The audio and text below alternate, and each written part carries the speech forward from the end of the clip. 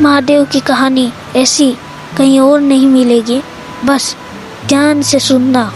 छोटा सा टूटा हुआ घर था, उसी में रहता था आरव, एक साधारण लड़का लेकिन दिल से अटूट भक्त महादेव का। हर सुबह सूरज निकलने से पहले वो नंगे पैर मंदिर जाता। ठंड हो, बारिश हो या भूख, कुछ भी उसे रोक नहीं पाता। वो शिवलिंग के सामने खड़ा होकर बस एक ही बात कहता, भोलेनाथ मुझे कुछ नहीं चाहिए, बस मेरा विश्वास कभी मत टूटने देना। दिन गुजरते गए, लेकिन जिंदगी ने अचानक करवट ली। एक शाम उसकी माँ अचानक बीमार पड़ गई, सांसें भारी, आंखें बंद और घर में एक भी रुपया नहीं। आरव भागा, हर दरवाजा खटखटाया, लेकिन हर जगह से एक ही जवाब मिला, पहले पैसे ला, फिर मदद मिलेगी। रात गहरी हो गई और पहली बार आरव के कदम मंदिर की तरफ भारी थे। वो शिवलिंग के सामने बैठ गया, आंखों से आंसू गिरते रहे, आवाज कांप रही थी। आप कहते हैं ना, अपने भक्तों को कभी अकेला नहीं छोड़ते, तो आज कहां हो आप? हवा अचानक तेज चलने लगी, मंदिर का दीपक बुझा, फिर खुद ब खुद जल उठा। आरव ने उम्मीद से चारों तरफ देखा, लेकिन कोई नहीं था, वो टूट चुका था। अगली सुबह दरवाजे पर दस्तक हुई।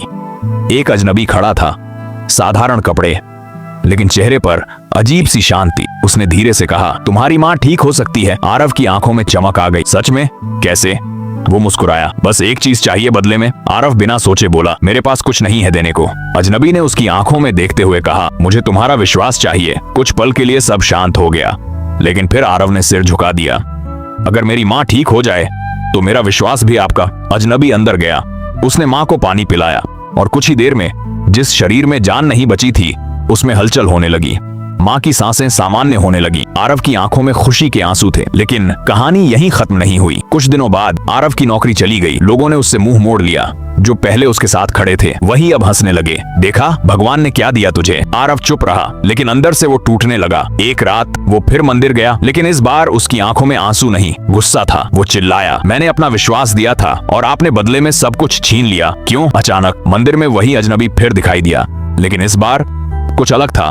उसके पीछे आसमान जैसे थम गया, हवा रुक गई और पूरा वातावरण बदल गया। आरव के कदम पीछे हट गए। अजनबी की आवाज गूंजी, तू जवाब चाहता था ना? और उसी पल उसका रूप बदलने लगा। वो अजनबी नहीं था, वो स्वयं महादेव थे। आरव जमीन पर गिर पड़ा, आंसू रुक नहीं रहे थे। महादेव बोले, तूने मुझसे कभी धन नहीं मांगा, सुख नहीं मांगा, तूने सिर्फ विश्वास मांगा। और याद रख, जिसे मैं सबसे ज्यादा मजबूत बनाना चाहता हूँ उसे सबसे कठिन परीक्षा से गुजरना पड़ता है। आरव कांपती आवाज में बोला, तो ये सब मेरी परीक्षा थी? महादेव मुस्कुराए, जो टूट जाए वो विश्वास नहीं होता, और जो अंत तक टिक जाए वही सच्ची भक्ति है।